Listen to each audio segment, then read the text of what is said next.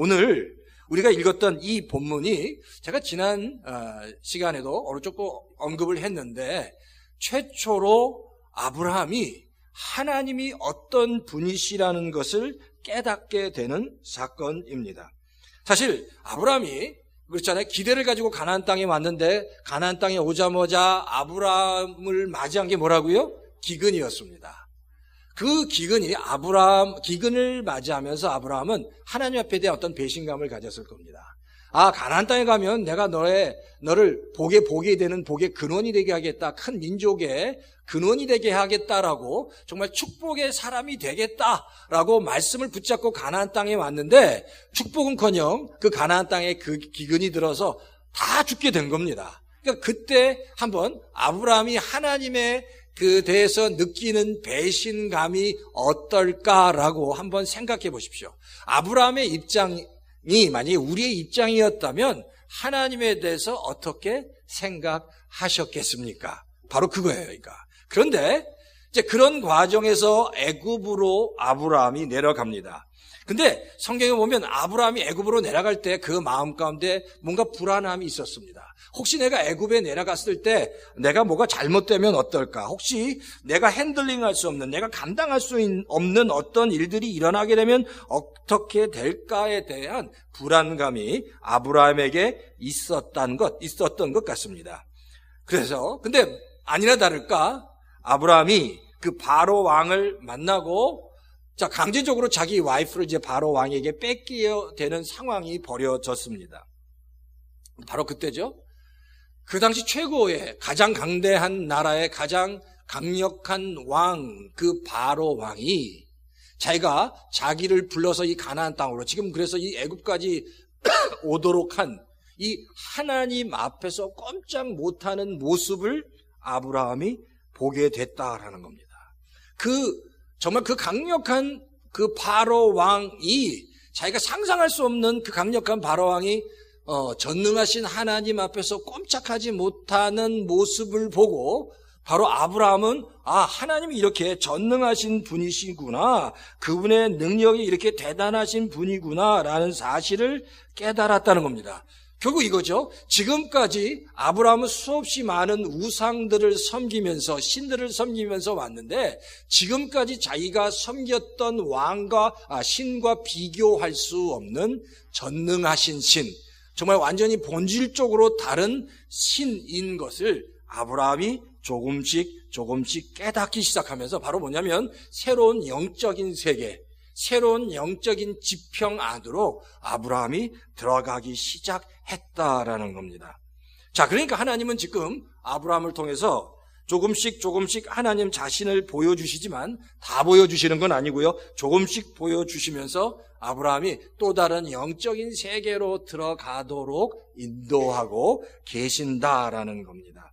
그 과정에 있는 겁니다. 그래서 오늘 제가 우리 성도님들과 말씀을 나누고 싶은 게 그겁니다. 새로운 영적인 세계에 대한 새로운 눈을 떠야 한다는 겁니다. 그래야 우리가 영적인 신앙의 어떤 성장, 진보가 우리에게 있을 거다. 그럼 어떻게 할 때 새로운 세계에 대한 영적인 눈이 열리게 되는가라는 겁니다.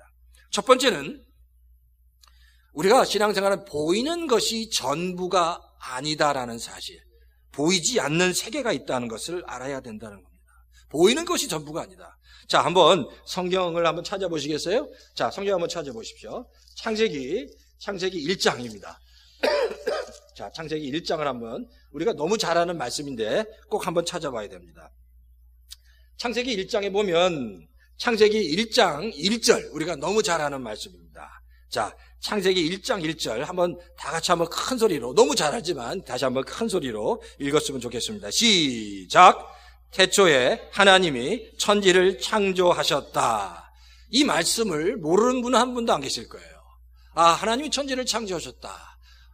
하나님을 아는, 예수님을 믿는, 하나님을 믿던 안 믿던 간에 이 말씀은 너무너무 정말 잘 알려진 말씀입니다. 근데 잘 말씀을 보면요, 태초, 역사의 시작에 하나님이 천지가 뭘까요? 하늘 그리고 땅입니다. 하늘과 땅을 창조하셨다라는 얘기입니다. 이 이야기는 이제 하나님의 말씀이 시작하면서 말씀 전체를 통해서 하실 일을 선언하는 선언적 명제라고 할 수 있습니다. 그러니까 하나님이 하늘과 땅을 뭐 하셨다고요? 창조하셨다라는 겁니다. 자, 그런데 보세요. 창세기 2장 보세요. 한번 2장. 창세기 2장 1절을 한번 보십시오.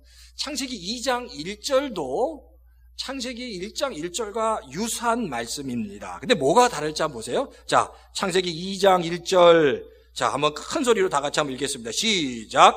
하나님은 하늘과 땅과 그 가운데 있는 모든 것을 다 이루셨다라는. 자, 사실 창세기 1장 1절과 창세기 2장 1절의 말씀은 같은 말씀인데 그 설명하는 바가 조금 다릅니다. 창세기 2장 1절에 보면 하나님이 땅과 천지죠. 땅과 하늘과 땅을 만드셨어요. 근데 그 하늘과 땅을 만드시고 그 가운데 있는 그 공간 안에 모든 것을 다 이루셨다라고 얘기합니다. 자, 그러니까 그 가운데 있는 모든 것을 다 이루셨다. 이 이야기는 하늘과 땅 사이에 있는 또 다른 공간 안에 하나님께서 무언가를 만드셨다는 겁니다. 이 부분에 대해서 아주 유명한 목사님 유진 피터슨 목사님이 쓴 메시지 성경을 보면, 자, 그 성경은 성경을 좀 이렇게 풀어서 쓴 성경입니다. 그러니까 굉장히 이렇게 좀 더 스토리텔링 식으로 성경을 풀어서 썼는데, 그 유진 피터슨 목사님이 이 부분을 이렇게 설명했어요. 하나님이 하늘과 땅을 창조하셨고, 그리고 그 안에 보이는 모든 것과 보이지 않는 모든 것을 창조하셨다라고 그렇게 기록하고 있습니다. 그러니까 하늘과 땅뿐만 아니라 보이는 모든 것과 보이지 않는 모든 것까지 창조하셨다라는 겁니다. 좀 더 그 창조에 대해서 구체적으로 표현하고 있습니다. 골로새서 1장 16절에도 성경은 이렇게 기록합니다. 만물이 그에게서 창조되되 하늘과 땅에서 보이는 것들과 보이지 않는 것들이 창조되었다는 겁니다. 우리는 그냥 하나님께서 천지를 창조하셨다라고 생각하지만, 사실 천지를 창조하셨다는, 하늘과 땅을 창조하셨다는 것은 하늘과 땅과 그 안에 있는 보여지는 모든 것과 보여지지 않는 모든 것까지 창조하셨다라는 겁니다. 그럼 도대체 보세요. 보여지는 모든 것, 보여지지 않는 모든 것, 그 안에 바로 하나님의 그 창조의 그 비밀과 섭리가 들어가 있다는 겁니다. 우리는 흔히 눈으로 보여지는 것만 믿습니다. 눈으로 보여지는 것만 있다고 믿고 신앙생활합니다. 그러나 사실 우리가 눈으로 보는 것보다 눈으로 보여지지 않는 것, 그것이 있음을 알아야 됩니다. 사실 우리가 눈으로 보는 것보다 눈으로 보여지지 않는 것이 더 많은 것을 우리가 알아야 됩니다. 사실 어떤 과학자, 하나님을 믿지 않는 과학자가 사실 이 유진 피터슨 목사님이 쓴 메시지 성경을 읽으면서 깨졌습니다. 바로 무슨 부분이냐면, 창세기를 읽으면서 하나님이 하늘과 땅을 창조하셨는데 보여지는 모든 것과 보여지지 않는 모든 것을 창조하셨다는 이 말씀에 깨졌습니다. 왜냐하면 이 과학자가, 이 천체 과학자가 알고 있는 건 바로 그거예요. 이 우주라는 것이 이런 겁니다. 우주라는 것이 눈으로 보일 수 있는 부분은 그 우주의 한 4%밖에 되지 않는다는 겁니다. 그러니까 나머지 96%는 눈으로 볼 수 없는 영역, 그리고 눈으로 볼 수 없는 물질이 아닌 에너지 상태로 존재하는 정말 눈으로 볼 수 없는 영역이 96%나 된다는 겁니다. 그러니까 우주가 그런 상태라는 것을 알고 있는 과학자가 이 말씀을 읽으면서, 하나님께서 이 하늘과 땅을 창조하셨는데 눈으로 보이는 모든 것과 눈으로 보이지 않는 그런 영역까지 창조하셨다는 것을 깨닫고, 그것이 성경에 기록되어 있는 것을 깨닫고 하나님을 믿게 되었다는 겁니다. 자, 실 예로 들면 바로 그겁니다. 우리가 이렇게 보는 라이트 있죠. 이렇게 눈에 보이는 라이트를 우리가 보통 가시광선이라고 합니다. 근데 우리가 이 가시광선은 하나님이 창조하신 광선의 5% 미만이랍니다. 이렇게 눈으로 볼 수 있는 광선은 하나님이 창조하신 광선, 라이트의 5% 미만이라는 거예요. 그러니까 눈으로 볼 수 없는 라이트가 95% 이상 있다는 겁니다. 예를 들면 이런 선 있잖아요. 자외선, 적외선, X선, 감마선, 무슨 전자선, 여러 가지 이런 많은 선들이 있는데 우리가 그냥 눈으로 센스할 수 있는 것은 일정한 부분에 그 영역에 있는 가시광선만 볼 수 있다는 겁니다. 그러니까 우리가 잘 아는 그 자외선 하면 자외선 못 보지 않아요? 자외선이 있는지 없는지 그걸 눈으로 볼 수 있는 사람은 없습니다. 그런데 우리가 그걸 어떻게 알 수 있죠? 우통을 벗고 아니면은 간단하게 옷을 걸치고 나가서 이 피부가 자외선을 받게 되면 빨갛게 익습니다. 그렇죠? 그게 자외선이 있다는 거예요. 그래서 그걸 막기 위해서 선블락을 바르죠. 그리고 병원에 가면 우리가 치료를 위해서 엑스레이를 찍습니다. 그 엑스레이는 눈에 보이지 않지만 그 엑스레이를 통해서 속에 있는 것을 보게 되는 거예요. 그러니까 그와 같이 우리가 눈으로 센스할 수 있는 것은 5% 미만이다라는 거예요. 이게 무슨 얘기일까요? 하나님께서 세상을 창조하셨는데 눈에 보이는 것과 눈에 보이지 않은 것을 다 창조하셨는데 사실 눈에 보이지 않는 영역이 훨씬 더 많다라는 사실을 우리가 알아야 된다는 겁니다. 근데 그게 바로 믿음의 세계가 그렇다는 겁니다. 눈에 보이지 않는 세계, 눈에 보이지 않는 세계에 바로 믿음의 영적인 세계가 있다는 거예요. 근데 많은 성도들뿐만 아니라 많은 사람들이죠. 많은 사람들뿐만 아니라 성도들조차도 눈에 보이지 않는 영적인 세계를 그거예요. 눈에 보이지 않으니까 그 영적인 세계에 대해서 이렇게 예민하고 민감하게 생각하지 않는다라는 겁니다. 근데 우리가 눈에 보이지 않는 세계가 더 큰 것처럼 사실 이 눈에 보이지 않는 영적인 세계가 우리에게 미치는 영향력은 눈에 보이는 세계보다 더 크다는 겁니다. 눈에 보이는 세계보다 눈에 보이지 않는 영적인 그 세계의 영향력과 그 영적인 세계의 영향력으로 나타나는 그 원리들을 우리가 더 알아야 된다는 겁니다. 왜냐하면 눈에 보이는 세계보다 눈에 보이지 않는 세계의 영향력이 더 크기 때문이다라는 겁니다. 그러니까 하나님께서 눈에 보이지 않는 영적인 세계를 통해서 역사하시는 원리를 성경을 통해서 말씀하셨는데 그 성경을 통해서 말씀하시는 영적인 원리를 우리가 온전히 깨달아 아는 것이 중요하다라는 거예요. 그걸 알아야 눈에 보이지 않는 영적인 세계의 원리를 잘 알아야 그 원리를 붙잡고 살아야 우리가 이 땅을 살아가면서 더 풍성하고 하나님께서 원하시고 기뻐하시는 삶을 살 수 있다는 겁니다. 그러니까 바로 영적인 세계를 깨닫게 되는 그 영적인 세계에 대한 눈이 열리게 되는 역사가 바로 바라기는 2016년도에 우리 이 열린교회 성도님 가운데 분명히 임하기를 주의 이름으로 축원합니다.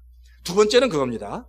자, 이 영적인 세계를 그러면 어떻게 인식할 건가? 사실 처음에 신앙생활하면 이 영적인 세계를 보이는 세계와 연관지어서 생각하게 된다는 겁니다.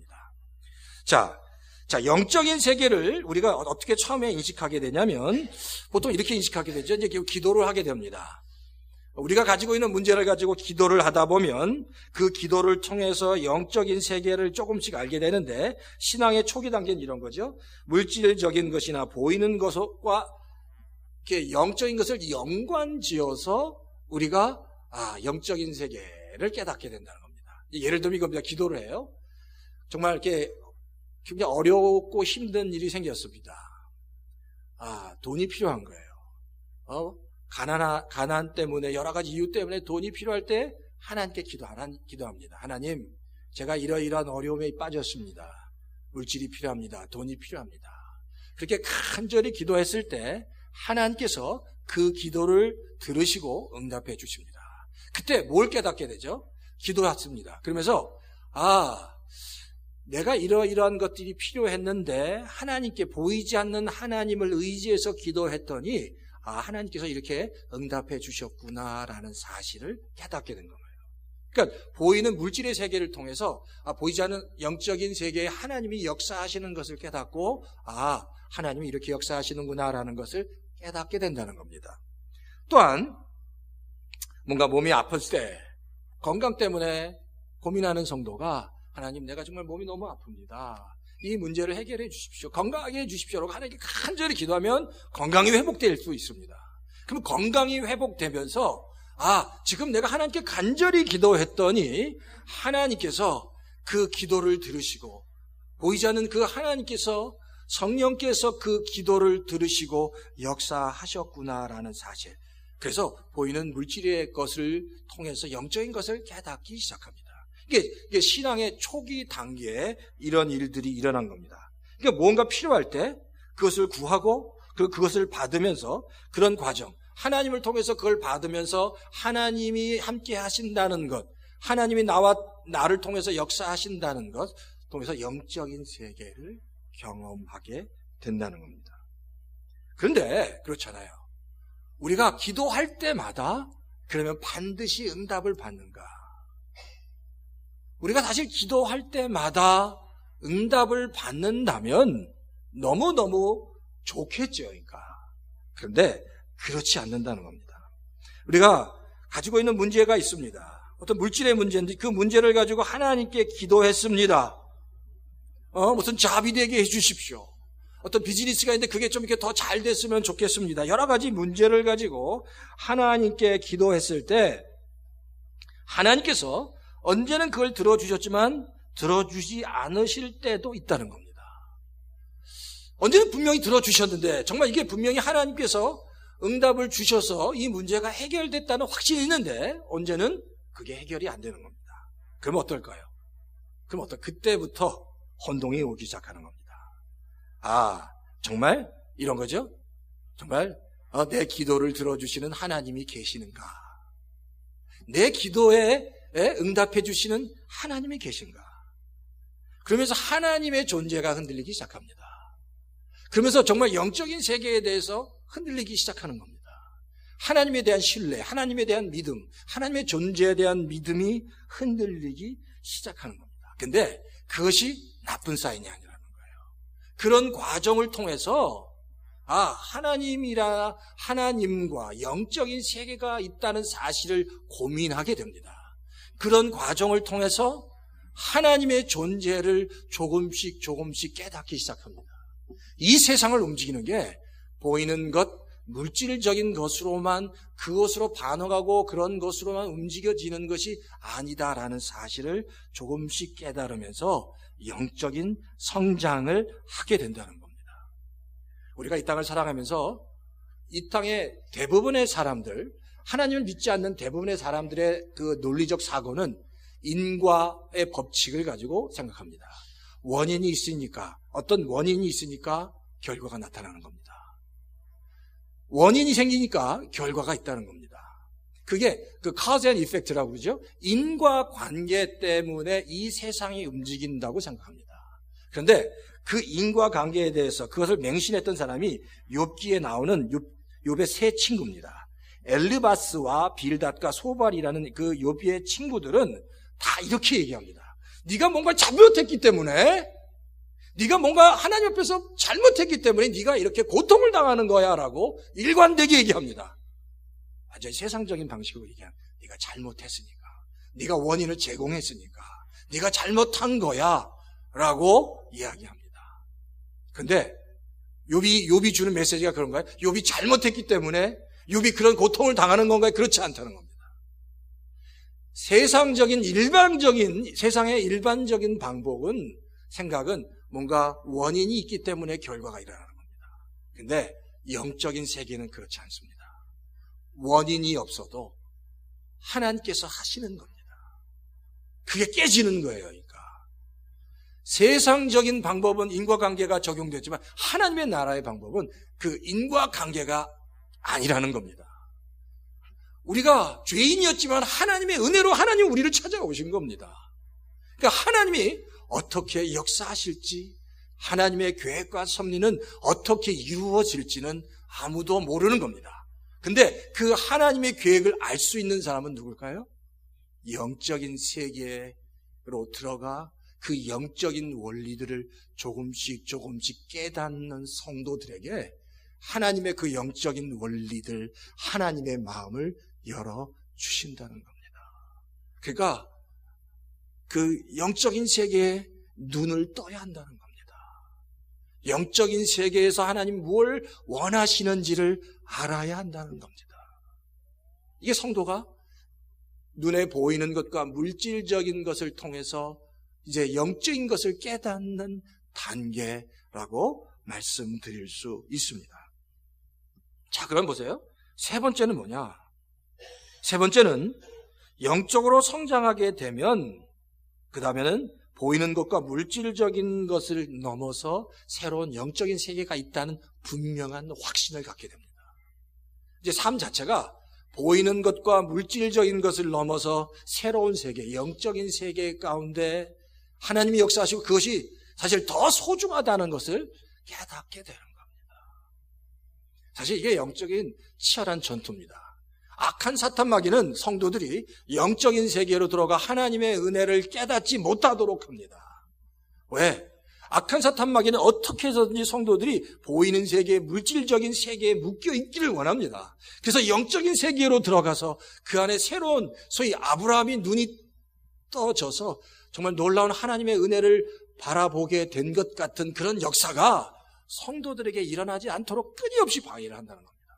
근데 중요한 건 성도는 영적인 눈이 열려서 새로운 세계에 대한 기대감, 경험이 필요하다는 겁니다. 그래서 성도가 깨닫는 게 그거예요. 기도라는 것이 하나님 내가 이렇게 기도했더니 응답해 주십니다라는 일종의 그것도 cause and effect죠. 인과관계가 아니라 참된 기도는 하나님이 응답하시던 응답하지 않던 이렇게 얘기했습니다. 하나님이 당장 응답을 하시던 당장 응답을 안 하시던 간에 참된 기도는 하나님과의 교제이다라는 사실을 깨닫는 겁니다. 참된 기도는 하나님과의 교제라는 겁니다. 어거스틴이 젊었을 때 정말로 방탕했습니다. 육신적인 쾌락을 누리기 좋아했습니다.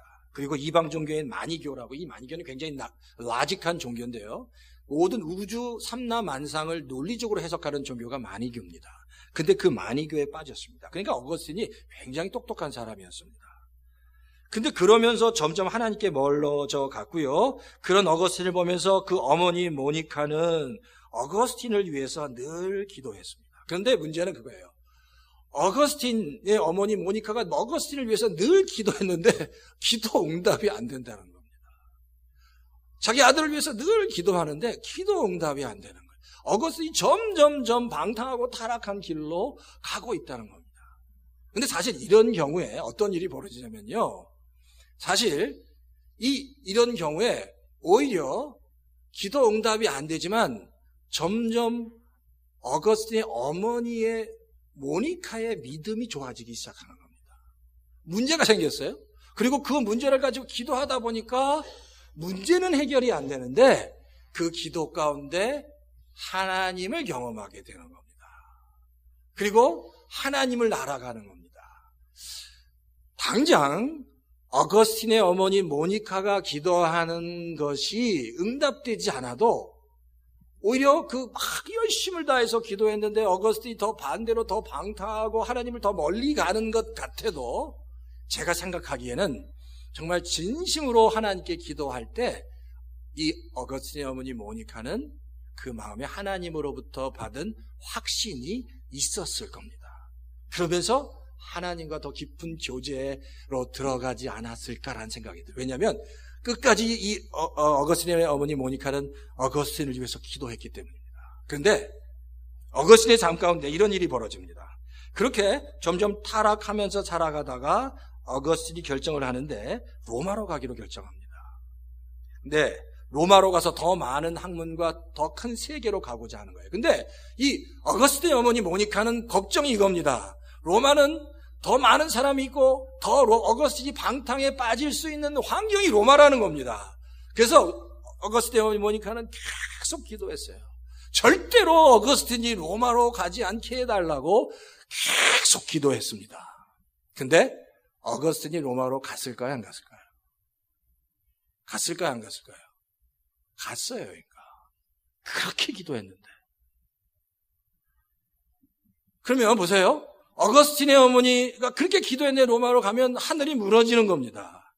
야, 이제 하나님께서 어거스틴을 버렸구나. 더 이상 그런 마음이 어거스틴의 마음에 들었을지도 모릅니다.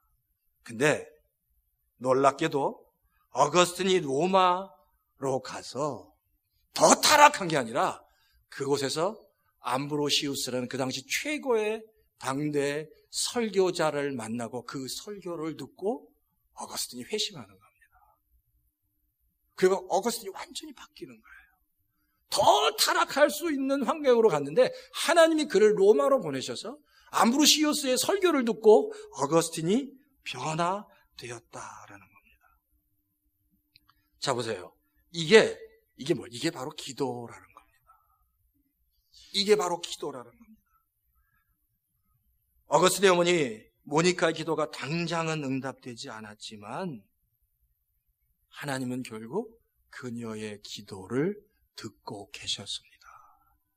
그리고 그 하나님의 타이밍에 어거스틴을 변화시켜 주셨다는 겁니다. 그러니까 우리가 기도할 때 그럽니다. 당장 내 기도가 응답되지 않아도 하나님은 나를 외면하지 않습니다. 당장 내 기도가 응답되지 않아도 하나님은 나의 기도를 다 듣고 계시는 것을 알아야 합니다. 그리고 하나님의 때에 하나님의 방법으로 역사하신다는 것을 우리가 알아야 하는 겁니다. 근데 그렇게 하나님께서 역사하시는 섭리를 깨달을 수 있는 사람은 기도하는 사람뿐입니다. 그 기도하는 사람만이 그 하나님의 마음과 섭리를 깨달을 수 있습니다. 사도 바울이 그랬습니다. 사도 바울에게는 육체의 가시가 있었습니다. 그것이 전도하는 데 몹시 불편했습니다. 복음 증거하는 데 큰 장애가 됐습니다. 그래서 하나님께 수없이 많이 하나님 이 가시를 없애주십시오라고 기도했습니다. 하나님 도와주십시오. 하나님 이 가시를 뽑아주십시오. 제가 복음을 증거하는 일에 너무 큰 장애가 됩니다. 그런데 하나님께서 이렇게 말씀하셨습니다. 그대로 있어라. 그대로 있어라. 연약한 가운데 그대로 있으라고 말씀하십니다. 근데 결국 바울이 그 말씀을 받아들입니다. 그대로 받아들이는 거예요. 그러면서 이 바울이 그 기도를 통해서 깨달은 게 바로 그겁니다. 그렇구나. 내가 강해야 뭘 하는 줄 아는, 내가 강해져야 뭔가를 하는 줄 알았는데 내가 약해도 하나님이 나를 통해서 역사하시는구나라는 사실을 깨닫습니다. 내가 약해져도 하나님은 나를 통해서 역사하시는구나. 그게 하나님의 방법이구나. 우리가 흔히 기도할 때 하나님께 구할 때 그겁니다. 내가 기도하면 하나님이 내가 기도하는 것에 대해서 그 조건을 바꿔주셔야 된다고 생각합니다. 환경을 바꿔주시고 조건을 바꿔주셔야 하나님이 지금 내 기도를 들으시고 응답해 주시는 거라고 생각합니다. 그래서 조건이 바뀌어지지 않으면, 내 기도의 조건이 바뀌어지지 않으면, 내가 기도한 것에서 그 환경과 조건이 바뀌어지지 않으면 실망하기 시작합니다. 하나님은 나를 외면하시는구나. 내 기도에 응답하시지 않는구나. 그러나 그렇지 않습니다.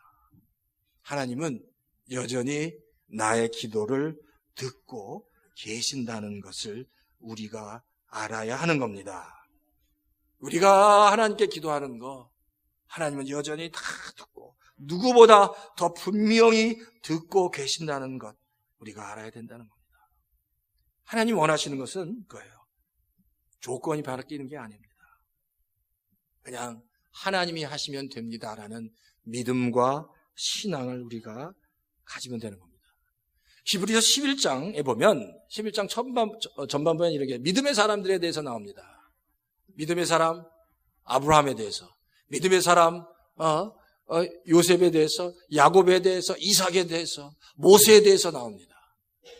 그들은 믿음으로 승리한 사람들이었습니다. 그런데 놀라운 건요, 히브리서 11장 37절에 보면 성경이 이렇게 기록합니다. 그들은 돌에 맞기도 하고 톱질을 당하기도 하고 칼에 맞아 죽기도 했다고 얘기합니다. 궁핍을 당했고 고난을 겪었고 학대를 받았고 양과 염소의 가죽으로 입고 떠돌아다녔고 이 땅에서 정말 제대로 받는 대접과 오히려 큰 고난과 핍박 가운데 있었다고 성경은 말씀하고 있습니다.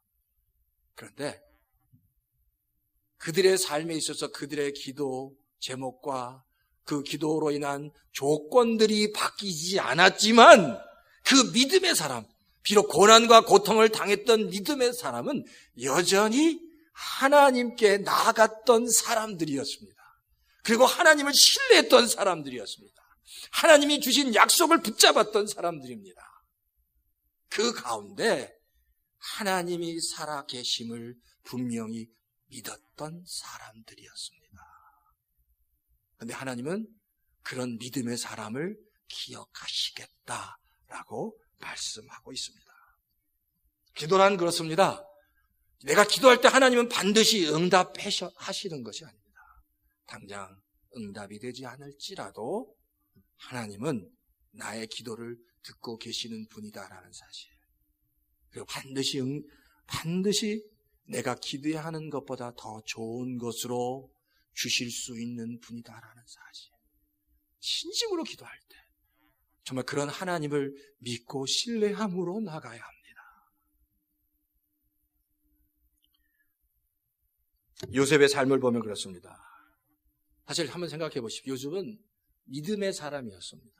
그러니까 사실 요셉의 삶을 보면 요셉이 늘 기도했을 것 같아요. 요셉이 기도했을까 안 했을까요? 요셉의 삶 가운데 요셉이 기도했겠습니까 안 했겠습니까? 기도했을 거예요. 왜? 요셉은 젊었을 때부터 어려움에 빠졌습니다. 아버지의 사랑을 받는 건 좋아요. 그래서 채색 옷을 입고 아버지의 사랑을 받는 건 좋은데 그 일로 형들의 질투를 받습니다. 그러니까 제가 생각해 요셉이 좀 이기적이도 했겠지만 하나님한테 하나님 형들과 이런 어려움, 이런 관계가 좋아졌으면 좋겠습니다라고 기도했을 겁니다. 근데 그렇게 기도했지만 요셉은 형들의 관계가 좋아진 게 아니라 형들이 오히려 그를 구덩이에 빠뜨려 버렸습니다. 구덩이에 빠졌을 때 하나님 살려달라고 기도했으면 살려주셔야 되는데 오히려 노예로 팔려갑니다. 노예로, 보디발의 집 노예로 팔려가서 하나님 이 노예로 있지만 내가 이곳에서 잘 살 수 있게 해주십시오 했는데 오히려 누명을 쓰고 감옥에 들어갑니다. 감옥에 들어가서 하나님 이 감옥에서 제발 나오게 해주십시오. 사람들을 통해서 나를 꺼내 주십시오라고 기도했지만 감옥에 들어간 후에 사람들로부터 요셉은 잊혀버림을 당합니다. 그러니까 보세요. 요셉이 한 기도가 응답된 것이 아무것도 없었습니다. 모든 기도가 응답된 것이 아무것도 없었습니다. 기도할 때마다 요셉은 응답이라는 것을 경험하지 못했습니다. 근데 보세요. 마지막에 하나님께서 요셉을 바로 앞에 세우시고 그를 총리로 만드셨다는 겁니다.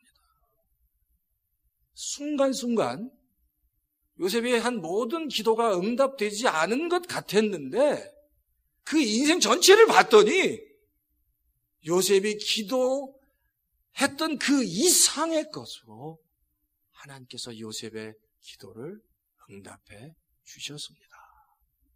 그걸 요셉이 나중에 깨닫잖아요. 그래서 창세기 45장에 보면 요셉이 형들을 대면하면서 이렇게 얘기합니다. 당신이 나를 팔았다고 걱정하거나 염려하지 마십시오.